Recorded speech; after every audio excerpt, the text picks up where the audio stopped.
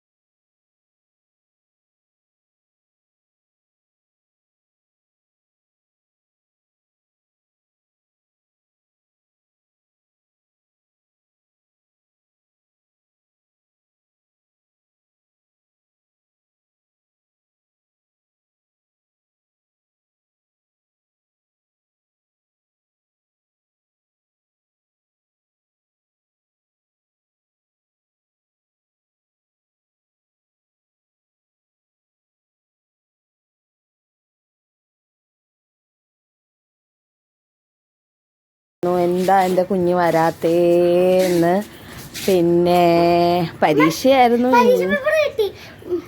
പരീക്ഷ പേപ്പർ കിട്ടിന്ന് പറയുന്നുണ്ട്. എത്രയുണ്ട്? 20-ൽ 17 ഉണ്ടെന്നാണ് പറയുന്നത്. ഓക്കെ, നമുക്ക് നോക്കാം എന്തായാലും കേട്ടോ കൂട്ടുകാരെ. 3-ാം ക്ലാസ്സിലെ ആദ്യത്തെ പരീക്ഷയാണത് അല്ലേ. ഇംഗ്ലീഷ് പരീക്ഷയാണ്. നാളെ ആണെങ്കിൽ 2 പരീക്ഷയാണ്. മാത്സും EVS ആണ് കൂട്ടുകാരെ. എന്താ ചെയ്യേണ്ടതെന്ന് എനിക്കറിയാൻ പാടില്ല. അതിൻ്റെ ഇടയ്ക്ക് ഞങ്ങളൊരു ഡേ ഇൻ മൈ ലൈഫും അറേഞ്ച് ചെയ്തു. അതാണ് ഏറ്റവും വലിയൊരു കാര്യമെന്ന് പറഞ്ഞു കഴിഞ്ഞാൽ. ഓക്കെ, ഇനി പൊന്നുകുട്ടി ഫ്രഷൊക്കെ ആയിട്ട് ഭക്ഷണം കഴിക്കുന്ന വീഡിയോ ഇടാം കേട്ടോ. ഹായ് കൂട്ടുകാരെ, ദേ പൊന്നുകുട്ടി സ്കൂളിൽ നിന്നൊക്കെ വന്ന് ഫ്രഷായി ദേ ഈവനിങ് സ്നാക്സ് കഴിക്കുകയാണ്. ദോശയും തക്കാളി ചട്നിയാണത്. അതേ കണ്ണൻകുട്ടനും കഴിക്കാൻ പോവാണ്.